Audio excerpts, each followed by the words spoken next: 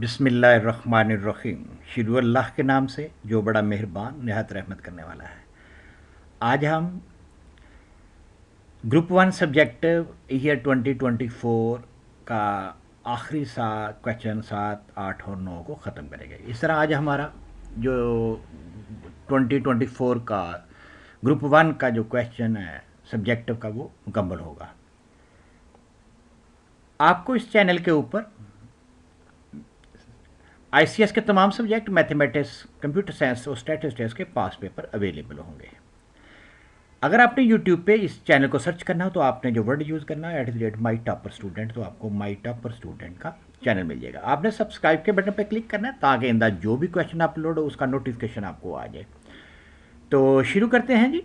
Question number 7। Question number 7 है 2 dice are thrown, even is the event that the sum of their dots is an odd number। पहला event क्या है जी, जब हम 2 dice को हमने थ्रो करना है तो उनका जो भी उसके फेस के ऊपर आएगा उनको ऐड करेंगे तो वो ऑड नंबर आना चाहिए, जिस तरह 1 है, 3 है, 5 है, 7 है एंड सो ऑन। दूसरा इवेंट क्या है जी, कह रहा है E2 is the event that 1 is the dot on the top of the first die. जो पहली डाई है, 2 हमारे पास डाई है, तो जो पहली डाई है उसके ऊपर हमेशा हमारे पास वो कह रहा है जी 1 होना चाहिए। ये किस तरह पॉसिबल है, ये वाला क्वेश्चन हमने क्या शो करना है, कह रहा है show that probability of E1 and E2 equal to P of E1 P of E2, ये हमने शो करना है। तो सबसे पहले तो हम सैम्पल स्पेस बनाएंगे ताकि हमें हमारे पास जो इवेंट उसने स्टेटमेंट में बताया गया है उसको हम जो है ना अलग-अलग कर सकें। तो हमारे पास डाई ये है, उसके ऊपर पॉसिबल आउटकम है 1 2 3 4 6 और दूसरा है उसमें 1 2 4 6 है। तो जब पहले को हम करेंगे, ट्विस्ट करेंगे, तो क्या आ सकता है, 1 1 आ सकता है, 1 2 आ सकता है, 1 3 आ सकता है, 1 4 आ सकता है, 1 5 आ सकता है, 1 6 आ सकता है। इसी तरह यहाँ तो पहले पे 6 आ सकता है, दूसरे पे 1 आ सकता है, 2 आ सकता है, 3 आ सकता है, 4 आ सकता है, 5 आ सकता है, 6 आ सकता है। ये सारी जो पॉसिबल आउटकम्स हैं वो हमने इस यहाँ पे लिख दिया। ये वाली जो पॉसिबल आउटकम है इसको कहते हैं sample space. According to the condition of E1, condition of E1 क्या है जी, उनका जो सम है पहली थ्रो का वो ऑड होना चाहिए। तो ये देखें, ये जो हमने निकाला है ये 1 2 निकाला है, 1 2 को अगर आप ऐड करें तो ये 3 आता है, ये 5 आता है, ये 7 आ रहा है, ये 5 आ रहा है। ये सारी जो हमारे पास जो E1 के मुताबिक है जो उनका आउटकम है वो ऑड होना चाहिए, तो वो हमने उनको अलग कर लिया ताकि हम इसके ऊपर फर्दर प्रोसेस कर सकें। तो उसके बाद हमारे पास यहाँ पे जो नंबर ऑफ आउटकम्स हैं वो 18 है टोटल, अगर आप इसको काउंट करें तो वो 18 बनेंगे। दूसरा हमारे पास से इवेंट क्या है, दूसरा इवेंट ये है कि पहले के ऊपर हमारे पास 1 होना चाहिए।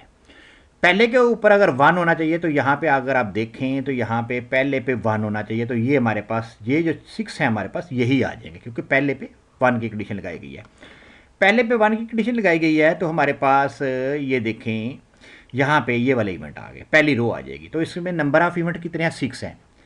तो टोटल नंबर सैम्पल स्पेस हमारे पास है 36। ये कैसे आ गई आपके पास, ये देखें यहाँ पे इसको अगर आप सब को काउंट करेंगे ना, जो ये 36 बन रहे हैं सैम्पल स्पेस में, तो इस वजह से पॉसिबल आउटकम्स जो है ना वो हमारे पास 36 हैं, ये वाले नंबर ऑफ सैम्पल स्पेस।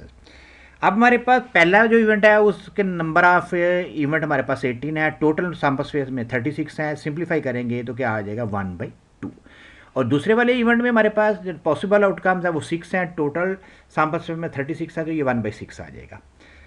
अब हमें साफ नज़र आ रहा है कि हमारे पास जो इवेंट 1 एंड 2 है ना ये एक दूसरे के इंडिपेंडेंट है, कोई जो आउटकम है पहले का दूसरे पे डिपेंड नहीं कर रहा। तो इस तरह ये क्या हो जाएंगे, इंडिपेंडेंट हमारे पास अकरेंस इनकी हो जाएगी। तो अब हमारे पास इंडिपेंडेंट अकरेंस में क्या होता है कि product of first event and second event check करते हैं तो वो हमारे पास 1/12 आ रहा है। तो इसी तरह हमारे पास जब हम इसका इंटरसेक्शन लेंगे हमारे पास तो E1 और E2 अगर इंटरसेक्शन ले तो ये हमारे पास 1 2 1 3 1 6 जो है ना कॉमन इवेंट है इन पे। तो इसका जब हम नंबर ऑफ इवेंट लेंगे इसकी E1 इंटरसेक्शन E2 की वो 3 आ रही है।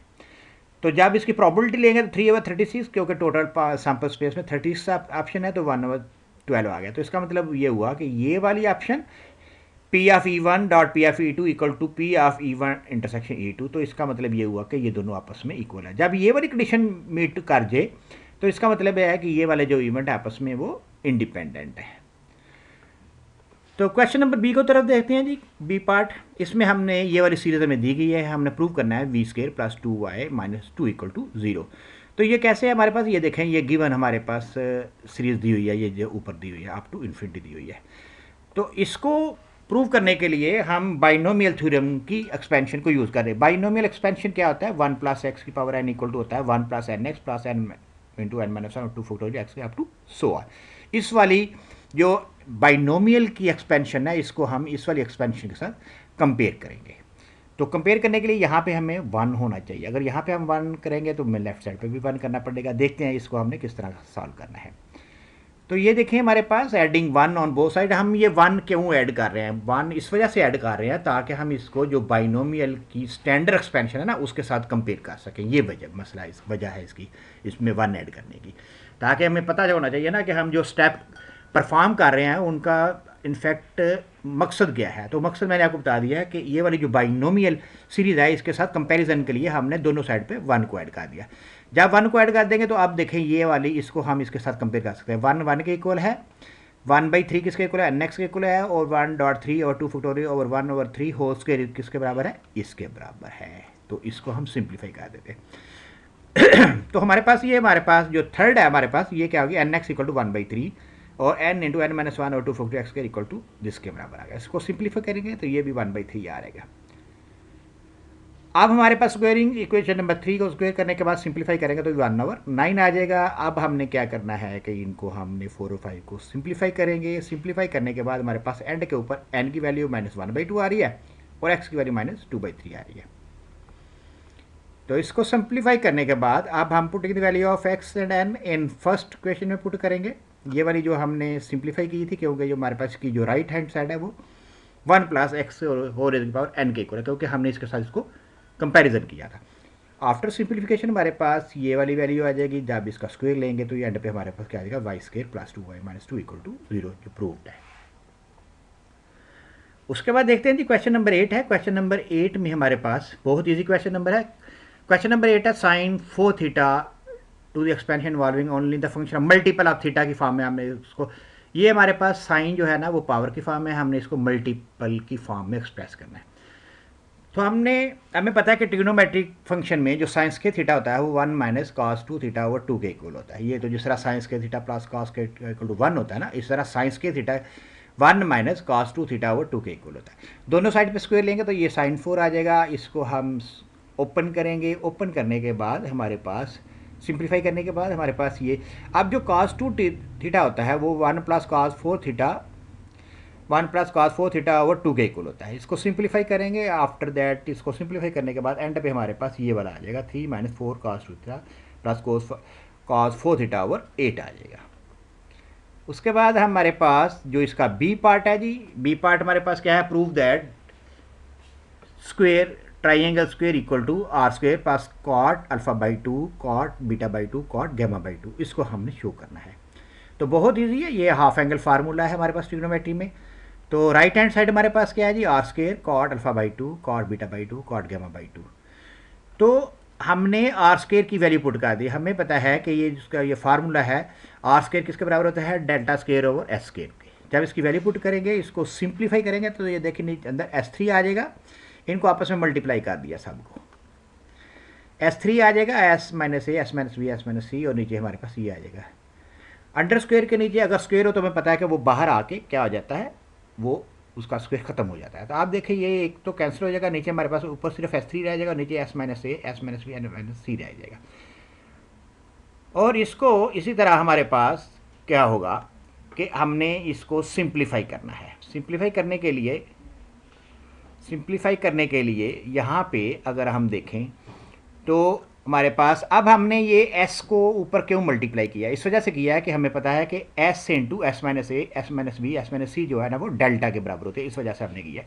ये वाला आइडिया हमें इस तरह मिलेगा कि हम जब प्रैक्टिस करेंगे तो इसके जो फार्मूले हैं वो हमें बहुत ज़्यादा याद हो जाएंगे। तो इस वजह से आपने ये जब प्रैक्टिस करेंगे तो आपको फ़ौरन पता चल जाएगा कि अब हमने नेक्स्ट स्टेप क्या करना है, क्योंकि हमें पता है कि ये जो है ना ये डेल्टा के बराबर है। तो ये जब S minus A S minus B S minus C आपको दिया गया है, जब इसके साथ एस मल्टीप्लाई हो जाएगा तो वो डेल्टा के बराबर हो जाएगा। यहाँ पे ऊपर आपके पास आ जाएगा स्क्वायर आ जाएगा, नीचे आपके पास ये डेल्टा आ जाएगा। जब इसको सिंप्लीफाई करेंगे तो एंड पे आके हमारे पास ये डेल्टा बन जाएगा। तो इस तरह हमें प्रूफ हो गया। तो डेल्टा जो है हमारे पास R square cot alpha by two cot beta by two cot gamma by two के बराबर है। तो क्वेश्चन नंबर 9 है जी, कह रहे find the value of all the trigonometric function of the angle -675। अब इसकी हमने तमाम ट्रिग्नोमेट्रिक रेशियो फाइंड आउट करनी है, किसकी -675। तो ये किस तरह पॉसिबल है? ये इस तरह पॉसिबल है कि हम इसका टर्मिनल एंगल फाइंड आउट करेंगे। टर्मिनल एंगल किस तरह फाइंड आउट करेंगे? इसको रोटेट करते हैं जिस तरह के ये नीचे बताया गया है। ये देखें, ये जो -675 है, आपको पता है कि एक रोटेशन में 360 एंगल होता है। जब आप एक दफ़ा 360 करेंगे तो ये देखें, एक दफ़ा आपका पूरा एंगल यहाँ पर 360 चला गया। दूसरा क्लॉकवाइज लेंगे तो आपके पास यहाँ पे आके जो एंगल बन रहा है वो -675 बन रहा है। और ये जो 75 किस टर्मिनल का, सेम जहाँ पे आपका टर्मिनल 45 का टर्मिनल हो रहा है वहाँ पे ही आपका -675 का टर्मिनल होता है। तो इस वजह से इसको कहते हैं को टर्मिनल। जब को टर्मिनल होते हैं तो उनकी वैल्यू एक जैसी होती है। ये देखें, मैंने नीचे लिखा हुआ भी है, एज -675 एंड 75 आर द को terminal angle so have a same value. अब आपके पास जब आपके पास ये वाली जो वैल्यू है, आपको पता है कि इसका टर्मिनल की वैल्यू जो है वो 45 है। इस वजह से हम इसकी साइन 45 1/√2 के बराबर होता है। इस तरह कॉस का भी हो गया, टेन का भी हो गया और कॉट का भी हो गया। तो ये वैल्यू हमने फाइंड आउट कर लिया। बहुत ईजी है, सिर्फ आपको ये पता होना चाहिए कि जो -675 है कहाँ पे आ रहा है, उसकी टर्मिनल वैल्यू कौन सी है, जो मैंने आपको करके दिखा दिया है। तो आगे चलते हैं जी, आखिरी पार्ट है, prove that sine inverse 5/13 plus sine inverse 7/25 equal to cos inverse 253/325।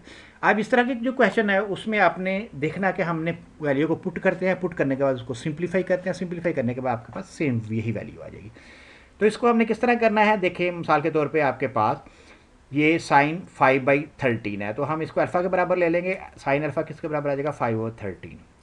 आगे उसके बाद हम बीटा जो दूसरी वैल्यू है 7/25, उसको हम बीटा के बराबर लेते हैं। बीटा हमारे पास आएगा 7/25। अब ये देखो, दोनों की वैल्यू, अल्फ़ा भी वैल्यू पॉजिटिव है, साइन बीटा की वैल्यू पॉजिटिव। इसका मतलब ये हुआ कि ये हमारे पास फर्स्ट क्वाड्रेंट में। ये देखिए, ये बड़ी इंपॉर्टेंट चीज़ है जो कि समझने वाली है। As sine alpha and sine beta value are positive so it is in the first quadrant. तो फर्स्ट क्वाड्रेंट में, तो फर्स्ट क्वाड्रेंट हमारे पास क्या हाथ से होता है? 0 से लेकर π/2 तक होता है। ये देखिए मैंने लिखा हुआ, देयरफॉर अल्फा बीटा बराबर टू 0 π/2। इसका मतलब कि फर्स्ट क्वाड्रेंट के साथ बिलोंग करता है।